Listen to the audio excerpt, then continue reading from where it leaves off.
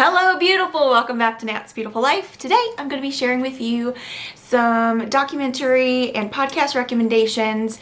There are a lot of ones on cults for some reason, and there's also some other ones mixed in. If you are new to this channel, hello, my name is Natasha and I do videos on a lot of books. I do some beauty, some bullet journaling, and then basically anything that I want to do a video on because hey, why not? If you hear some like rattling or sounds like wicker or something in the background, it's my dog. He's sitting on a wicker chair and he's making noise, but he's sitting over there and not bumping into my camera, so I'm good. All right. If you like me, if you like this channel, you like what you see and you want to see more, be sure to click subscribe, and you can click the little notification bell if you like, and don't forget to click the thumbs up button. Alright, let me go ahead and just get into this. So like I said, I have been watching a lot of cult documentaries. So I'm going to share with you what I watched, how I watched it, and there you go. Alright, so how this all started was Ryan was watching the Heaven's Gate one, and it's on HBO Max. And he had been, he was like in the first one or something. I just happened to come into the living room and sit down and start watching it with him. And then I got like hooked and obsessed and all of that. So the first one is, and I've got my notes here, Heaven's Gate, The Cult of Cults. That is about the Heaven's Gate cult. And I saw that on HBO Max, and it has 4 episodes. There's so much more than meets the eye on this, because you think, like, we all, if you remember the late 90s when they all committed this mass suicide, and the black clothes and the black Nikes, and there's more to that as well. But you just think, like, how did this happen? And hearing the story of Heaven's Gate and how it started and how it morphed, and the people that they not necessarily targeted, because this was a person that was sincere. I mean, he was sincerely wrong, I believe, but he was very sincere, and he kind of attracted people who, for the most part, were a little bit different, maybe didn't fit in quite as well, had different thoughts and ways of thinking that were attracted. Not everybody, but you do notice that quite a bit. But very interesting story. And later, I'll tell you about the podcast at the end. I listened to a podcast about Heaven's Gate. It was part of the series that they were doing, and I almost felt like I knew the people they were talking about because I had watched this, and your heart kind of goes out to them a little bit. But yeah, it was nuts, the teachings and all that. But anyway, the other one that I watched was The Way Down, God, Greed, and the Cult of Gwen Shamblin. I did not really know about this until I saw it on HBO Max. And how he got HBO Max, Ryan got the free trial so he could watch a couple of movies, and then he forgot to cancel it. So then we've had too much HBO Max, so we've been taking advantage. This will make you angry, I think. So Gwen Shamblin, she started out, again, I think she is one of those people who started out very sincere in the church, like a Christian church, and she created this workshop called the Way Down Workshop, and it was like a weight loss program that they taught, like, ladies in church would do together. And the more you listen to her and the longer she goes on and the more famous and the more like in her head she gets, like, it all goes to her head, and then she basically starts her own church. And when she does this, like, she's at this giant Way Down workshop seminar thing where there's a lot of people, and she proclaims a heresy to the Christian church, and when she does, half the people walk out but half the people stay, and she creates this church, and it is a cult. I mean, it's called what is it called? I forgot. Did I even write it down? I'll put it in the comments below because the church still exists. Gwen Shamblin has passed away a couple months ago, actually, in a plane crash, but her daughter's taken over.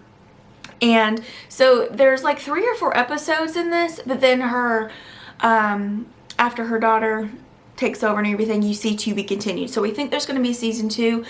But as you watch this and you see how this woman, I think, who really did start out sincere, let everything go to her head and it was almost like she was a god. Like she was the one you had to follow. And then a very misogynistic church. It was just, it's nuts. Anyway, but one of the things that was brought up, it was because they do isolate the members. The members of the church have to do everything pretty much within the church. And one of the fathers whose daughter is in this church, he said, you know, and this really struck to me because it's true, and I figured it's something that I will share with you, so maybe you can do this. He's like, you know, you talk to your kids about strangers, you talk to them about drugs, you talk to them about, you know, abuse and how they can always come to you, but you never think to talk to your children about a cult, what they are, and all of this stuff. And it's just, it was heart-wrenching, but yeah, I do recommend that series, that documentary. It's incredibly well done, and I would like to see how things progress within that situation, because yeah, there's apparently a lot of abuse, and there's people that have come out of it. And Gwen makes the rules. She made the rules. Like, no one was allowed to get a divorce. Even people whose husbands were cheating on them or abusive or anything like that, the women were not allowed to get divorced until Gwen Shamblin wanted a divorce, and then divorce was okay. And there's a man in this documentary whose wife was a part of the church, and he was part of the church because of her. He will break your heart. Absolutely break your heart. So I don't want to say enjoyed that. I did not. I got a little upset, but it was very informational, and also I don't know how to say, like, it was entertaining, but it also was, I felt like I was learning something. So definitely gonna recommend that. The next one is not a cult, but kinda. It was LuLaRich, and it's about the LuLaRoe company. I saw this on Amazon Prime, and one of the people who is not in LuLaRoe anymore, she was like, oh my word, I'm part of a cult. Like, she really is, it's crazy. As someone who has been a business consultant and consultant with people who work in direct sales and stuff, not all of them are bad.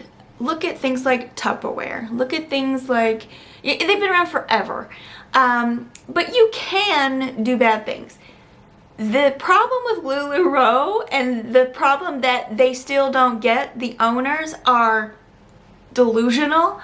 They did not have any business background, and they didn't have any business people coming into their company to help them formulate it when it started to blow up.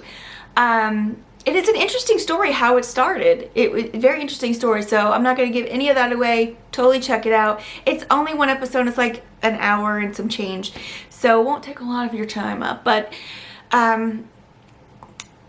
what she did is they gathered the family together. Like, they have a giant family. They're Mormons, big families, close families, and they were like, who wants to be CFO? Who wants to be... Yeah. None of these people had an MBA. None of these people had anything to do with business. They had no idea. And she's got them working the business. They have no clue what to do. And because of that, they can't sustain what they had. And they outgrew themselves and didn't have people with business minds to say, hey, we need to look forward. You know, literally they are leaving stuff, like clothing that is supposed to be sold to customers is being sold, it's outside in like cages, and it's getting rained on and all of this stuff. and they're not backing it up with, like, when it goes to their consultants. And here's the other thing. If you ever start to go into, you ever decide you want to start your own direct sales business, if you have to put $5,000 down, that was their minimum, still is, they're still around, run, don't walk away. You should never have to go into debt to start a business like that. You may have to get business loans and stuff like that if you start a brick and mortar store. I know with other companies there are options to have inventory and things like that, but honestly, $1,800, $2,400, if you can afford it, fine. But $5,000 is a lot, and they're like, do whatever you can to get that $5,000, and it's not even an option not to do it. That's the thing. There's not even an option not to start with $5,000. Guys, no. Especially when the company isn't standing behind their products. I'm just gonna stop right there because it makes me angry, because there are legitimate businesses that get bad reps because of this bull crap. But yeah, they just don't know anything about business, and so they don't know what they're doing. All right, the next one, another not cult one, very funny, Class Action Park on HBO Max, and this is about Action Park in New Jersey. It's not open anymore, but in the 80s and 90s, I guess, it was a really big thing for locals and people who lived in, come down from New York City. It has so many, like, not only lawsuits, but there are so many deaths there, which is not funny. So many injuries. And what it is, the guy that had the park, he was like, think of a ride, or think of a water slide, or think of this or that or the other. And no engineers involved. Let's just build it. It doesn't matter if it's going to work or not. Let's just put it together. And yeah, even in their wave pool, guys, the wave pool, where like people and kids and stuff, the wave pool, 2 deaths in the wave pool. I mean, it was just, yeah, watch this one if you want to just be like, how? It was just a lot. It was a lot. Just hearing the people who used to work there talk about how it was it was like not a big deal. It was like just another day when someone got terribly hurt. In fact, yeah, the ambulance service for the county was like, we can't just focus on your park. We need you to get your own ambulance service because we need to service the whole county, not just your park. So they had to get their own ambulance service. Seriously. All right. The next one, and this one is like high up on my list. If you don't watch any of them, watch this one. It's called The Vow. It's on HBO Max. If you gotta go get the free month, go do it. It is about the NXIVM cult, which no one realized was a cult at first. So it started by this guy, Keith Raniere, and it's the one that Allison Mack got involved in. And you know, a lot of people see that and they're like, how did she get involved in a cult? And you start thinking like, Allison Mack, why would you? But when you see this documentary, she is not like one of the people speaking in it, like a part of it, but the people who knew her and knew about this situation were like, we noticed her starting to go downhill real bad, like physically and emotionally and mentally. We knew something was happening, but we, weren't sure what, because the branding, they branded some of these women. They had this master slave situation. That is not like where you go into the NXIVM. It started out, and this is how they sell it, because I believe it's still around. Keith Raniere is in prison, but it was more like self-improvement, and it was sold to like executives and stuff as ways to just improve yourself and be more productive and successful and all these things. Well, he hooked up with a psychologist or therapist or something who helped him, and they put these things together, these these programs together. And the thing is, he's a very intelligent man, and he's using things that are already proven by psychology, by science, and he's just weaving his own way in. And then from there, you've got, that's called the like executive success program. And from there, they have the women's program and the men's program. The women's program is to empower women. The men's program, I don't even know, look at the videos they show of him speaking to the men's program, because someone else basically does the women's program. He comes in every now and then. But he's so misogynistic. I can't even think of any other word other than just a dirtbag. I mean, he's so, men are dogs, but that's the way we are, and women are weak, and we just want to screw them, and all of this stuff. And it was so offensive. I was like, Ryan, can I just walk in there right now? I just need to walk in this room. I need to go back in time. I just need to walk into this room and set this man straight. Because there's even one where he has the men and the women together. And he's like, we hate you, but we hate you because you're weak. Like, and I just like, oh, let me walk in this door right now. I'm just gonna, yeah, this was something. And then you find out he's basically sleeping with like he's like living at one time with 4 women, and he's sleeping with all of them, then he's sleeping with all these other women, and then he's saying that someone else came up with the idea for the DOS cult, with the DOS portion, which is the part where it's like they get branded, they have the masters and the slaves and all this stuff. It's literally a business that he's made, and then for his own crazy twisted mind has either allowed or, you know, masterminded or whatever this portion that isn't talked about, that's supposed to be empowering women, but it's a master-slave situation. Please go into this. I know I'm telling you little bits and pieces. It sounds like I'm telling you a lot, but I'm not. Go into this with an open mind and an open heart, because these people who come out of it are like, what was I thinking? Or when I got to this level, and then I was like, oh, I didn't sign up for this. Like, you know, and then, you know, and there's a husband and a wife. There's actually 2 husbands and wives that came out, and one is very protective of his wife. I mean, they're both very protective of their wives, but one wife is still like so, she's not as angry, I think, as the other one. She's more like, feels like there's a part where she's talking about how she thought she was mean to her husband, and so she made herself sleep on the floor as punishment, and she's feeling really guilty about it. And her husband's like, I feel like an absolute jerk for letting her do that, sleep on the floor, because I thought, hey, if that's part of her training or her betterment for herself, then I'm gonna let her do it. He's like, what was I thinking? You know, so just, I'm telling you, this whole NXIVM thing, it's so convoluted. These people did not just show up and get branded and be sex slaves.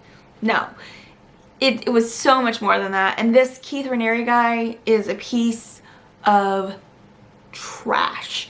And they also talk about a business he started before the internet that again, he has, as far as we know, he has a very high IQ, he's very intelligent, but he's also, I think he's kind of evil, gonna be honest with you.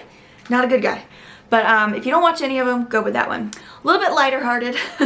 Kid 90 on Hulu. I watched this one because I just needed a break from the cults. It is Soleil Moonfry's memoirs or memories. That is Punky Brewster, if you're from back in the day. It is, apparently when she was younger, I mean, this is genius. I'm so glad she did this.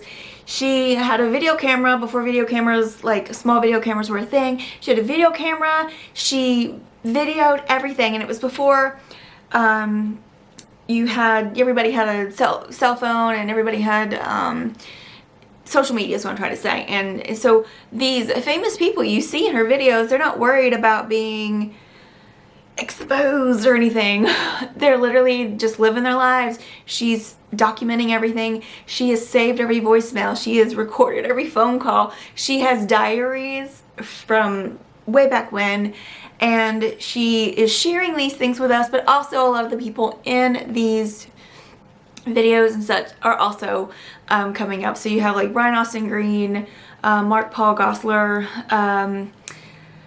there's a lot of people that you'll recognize and you will know, and it was just a very good time. It was like reminiscent, you know, it was like, you know, because I was a teenager in the 90s, so it was like remembering not only these child stars but also like the deaths, and like a lot of, you know, it was sort of funny. I never realized, I mean, I always thought that would be cool if they all hung out together, but I never realized that a lot of the kids in like Hollywood actually did hang out together and do stuff. I thought it was just like made to look that way, but apparently they did. And it's yeah, she even talks about like the first time she met Johnny Depp. He wasn't famous yet. He like showed up at her, like a party at her house or something, and Charlie Sheen was there and all of this stuff, and it's just a good time. It's a good time for like memory lane and seeing all these peoples, but also it's very heartfelt, because she's growing up and you see some of the things she went through. She had a breast reduction when she was in her early 20s, or late, no, she was 18, because people kept calling her Punky Boobster, and it was like, yeah, she wanted to not be sexualized like that. She wanted to be herself, and yeah, so she had a breast reduction and all this stuff. So there's a whole lot more to it, but it was really good, and it's not very long, so it's a good time. And then we watched, I don't know why, don't worry, there's more cults coming. We watched Pick of the Litter, and that is also on Hulu right after Kid 90. It was like the next thing that came up. It is about service dogs, the guide dogs for the blind. So it's like this litter that's born, and you watch the whole litter go through training on who's gonna be the, it's really cute, and prepare for the feels, like lots of feels, because it's not just, because if the dogs don't make it as a guide, like blind guide dogs for the blind, then it doesn't mean they can either become a pet, they can become a service dog for another type of thing like PTSD or diabetes or something like that. Anybody else who needs a service dog, so they can kind of be career change is what they call it. But so it's really cute. Anyway, then one of the most, believe it or not, shocking to me, this is not a cult, this is a woman, well, it's The Inventor by, it's The Inventor, and it's on HBO Max, and it's about Elizabeth Holmes, who wanted to create a way to test blood in like vials this big, and she came up with the idea for this machine that you could put that much blood in and it would do all these tests and all of this stuff. She saddled herself with a bunch of very rich, powerful, old white men, smart when it comes to this kind of thing, and she raised, I think, like $4 billion or something like that. Her company took off, but she couldn't do, the science was not there yet, and the scientists that were working for her were like, this isn't physics, the laws of physics would not allow this to happen yet. Can the machine be bigger? Can we do this? Can we do that? No, it has to be. And then when they would tell her that, well, maybe you shouldn't be here in Silicon Valley. And it's like, she's so convinced and delusional in her head that it's gonna work, that no one was like telling her. And this is my thought on this. One day it's gonna work. One day someone's gonna come up with it. I mean, her company is gone. It's worth crap now. But one day someone's gonna do that thing that she set out to do. And I think, and this is my idea, there's 2 large labs in the whole country. And I think one is, I think it's Quest, and then of course LabCorp, which you see everywhere. If she would have just let herself be the 3rd lab, she could have maybe sustained herself while having this testing facility going on. And like she could have supported her own self, and you know, still had the company, like still had that trial and error testing phase going on with the other thing. Like she could have sustained herself if she would have just not been so convinced that it was possible when it wasn't possible yet. Again, one day someone's going to come up with it, and I don't know when. I have no, you know, I don't have a background in phlebotomy. Is it phlebotomy? Is that the the testing? But yeah, I think someone's going to do it one day. It's a great idea, but it's not possible yet with the way, you know, our science isn't there yet. So that is kind of my thought on Elizabeth Holmes. She did some things dirty because you couldn't convince her she was wrong. She was so convinced. And yeah, that is just, I just watched that. It is like an hour, not even an hour and a half, but your jaw will drop the whole time with the amount of money and the people and she lies like she believes it. I mean, yeah, watch this. It is one of those things like, yeah. It was just so, yeah, okay, I'm gonna move on. The next one is Going Clear, Scientology, and this is about Scientology. That's also on HBO Max. Oh, it's Scientology and the Prison of Belief is what it's called. And this is the last documentary I'll talk about before I move on to podcast. This one is episodes long as well, I believe.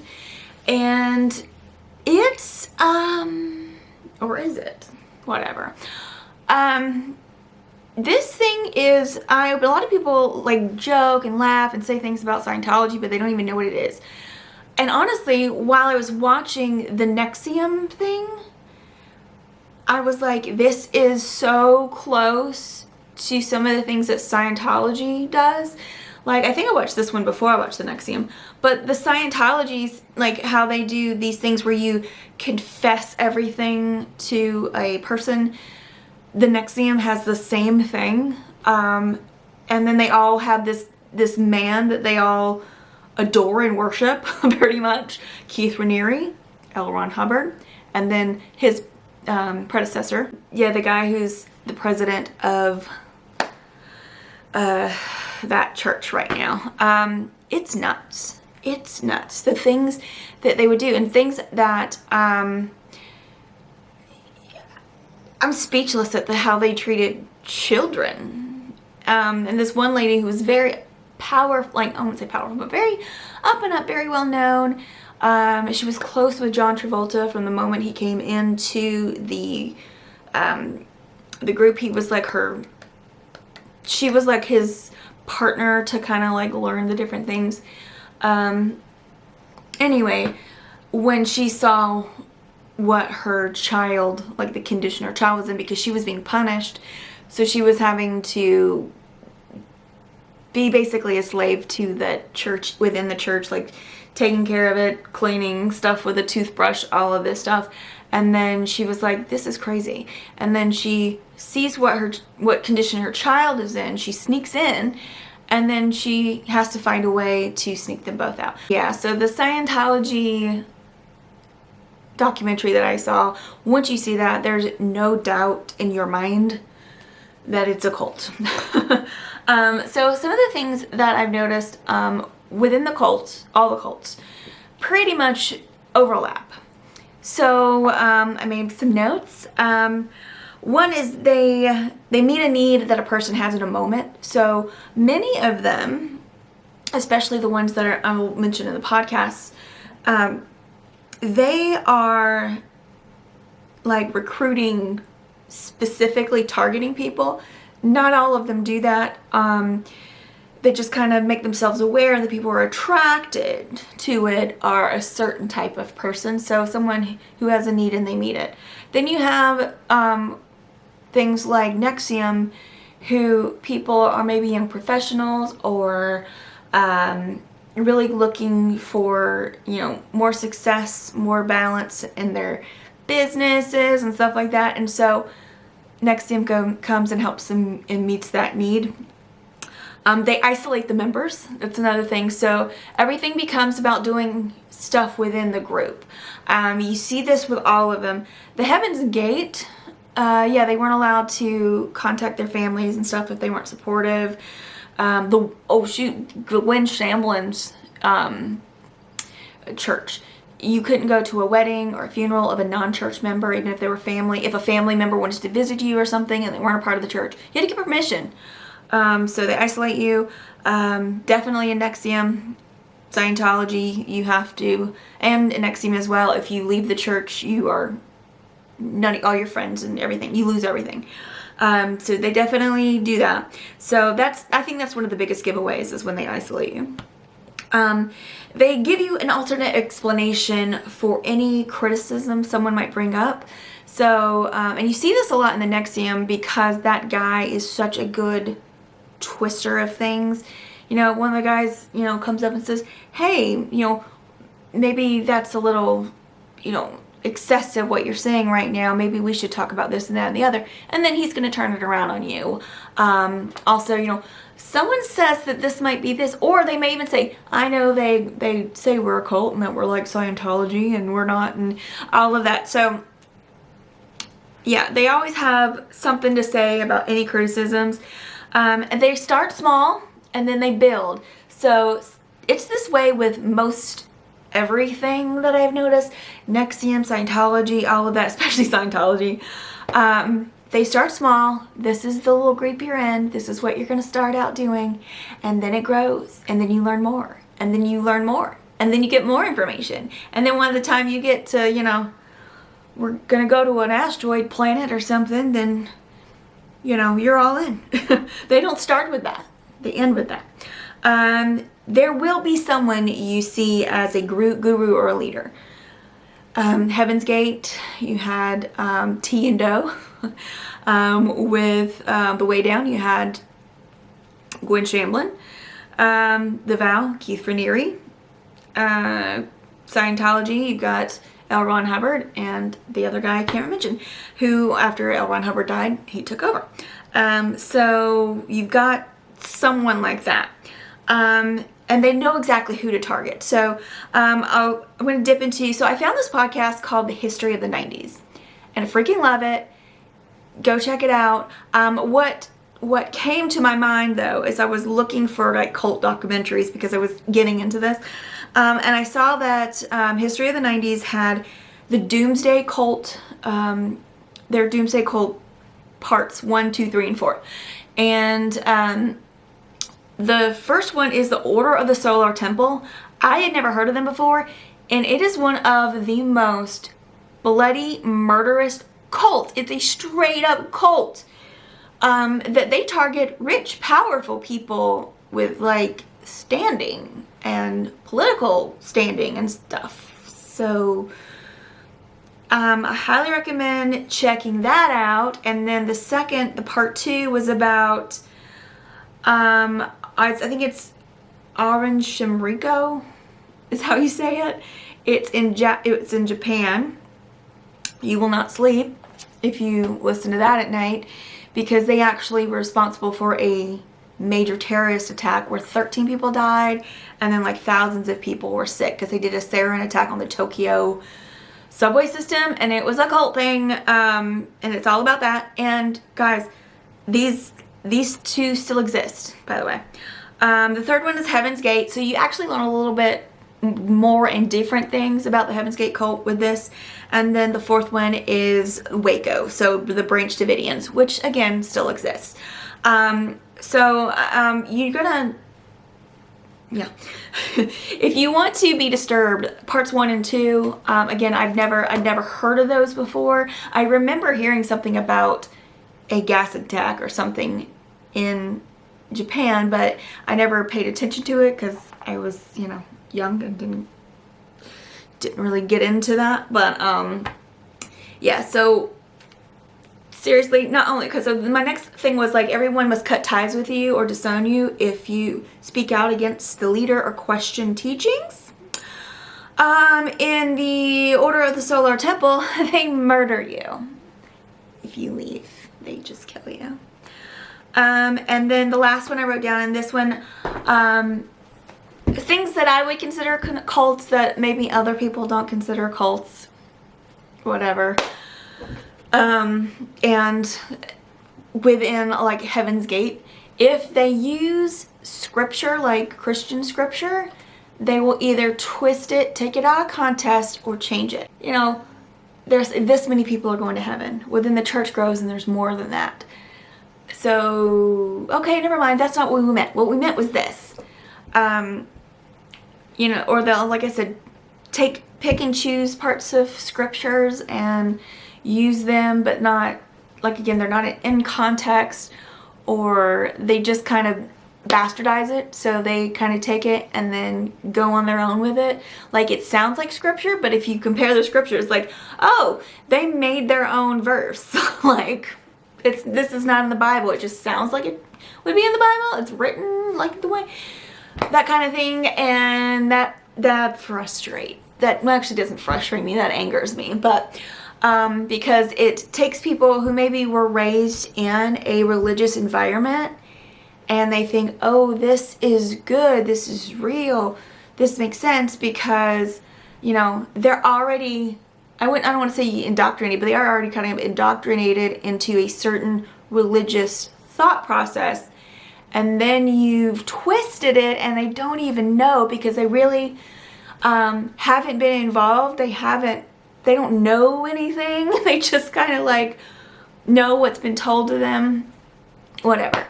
That's kind of the stuff that frustrates me.